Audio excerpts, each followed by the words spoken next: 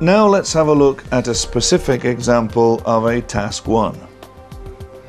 You should spend 20 minutes roughly on this task, and you should write at least 150 words, and at the left hand side you can see that you are instructed to write your report for a university lecturer.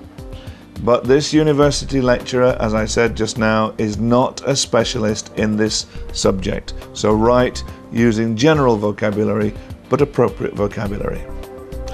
So what do we have? We have a column graph which shows 4 modes of transport which people used to travel to and from work in one European city in 3 different years: 1950, 1970 and 1990. How should you approach a task like this one? Well, the first thing to do is to try to identify the main trends for each of the 4 modes of transport. Try to identify any large increases or decreases. Are there any clear and consistent directions? Does anything seem surprising? And lastly, are there any clear relationships between the modes of transport or the percentages?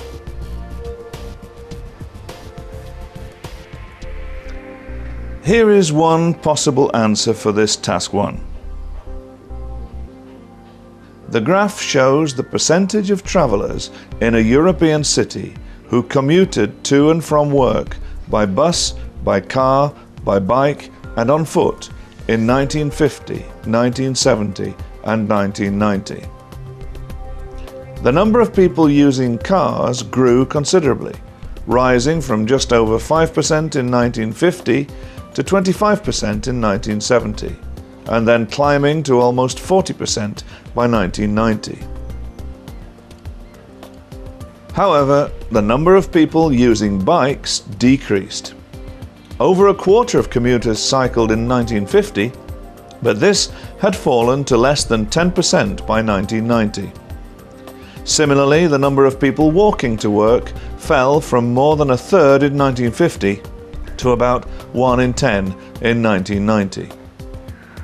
The number of people using buses initially rose in 1970 to about 30%, but had dropped to about 17% by 1990. The graph indicates the growing use of cars for commuting and the corresponding fall in the popularity of other modes of transport since 1950. Now let's have a look at this answer in more detail. First of all, the introduction. The graph shows the percentage of travellers in a European city who commuted to and from work by bus, by car, by bike and on foot in 1950, 1970 and 1990. Most of this is fairly obvious, but I would point out that the repetition of by bus, by car and by bike is deliberate because on foot does not follow the same pattern. The most striking feature of this graph is the increase in car usage, so let's deal with that first. The number of people using cars grew considerably, rising from just over 5% in 1950 to 25% in 1970 and then climbing to almost 40% by 1990.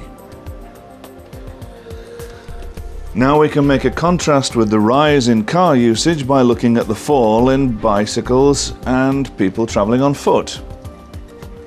However, the number of people using bikes decreased. Over a quarter of commuters cycled in 1950, but this had fallen to less than 10% by 1990. Similarly, the number of people walking to work fell from more than a third in 1950 to about 1 in 10 in 1990. And the last thing we need to look at is the pattern with the buses.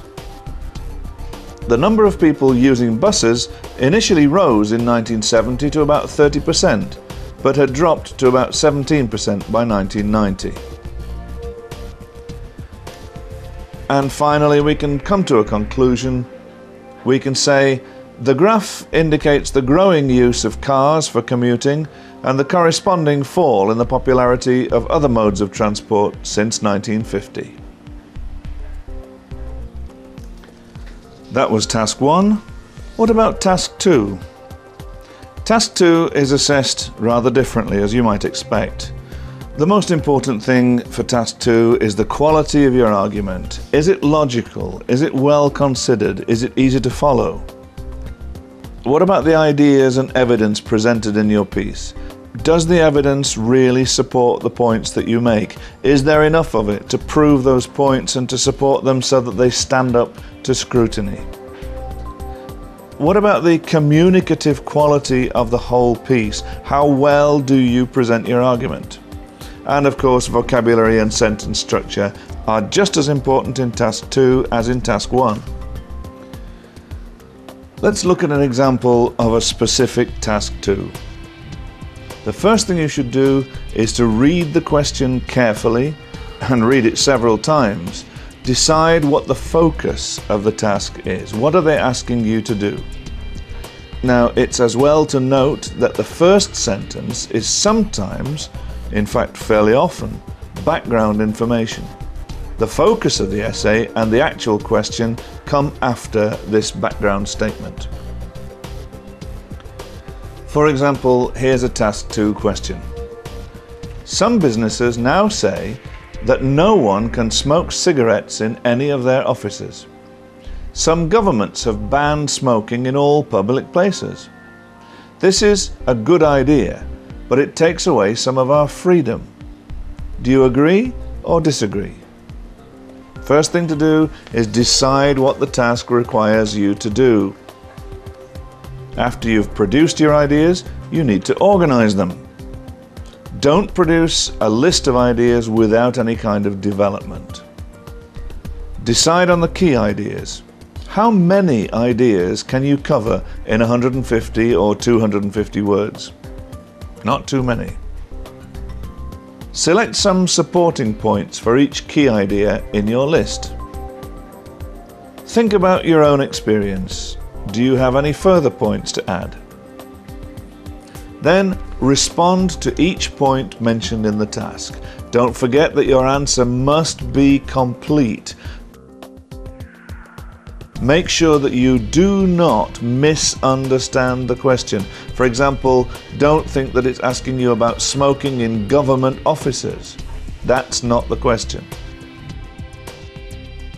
Don't write about something which is not required in the question. For example, banning smoking completely. It may be very interesting, but is it relevant? Don't answer only half the topic. For example, you write about it being a good idea, but you forget to write about the freedom aspect.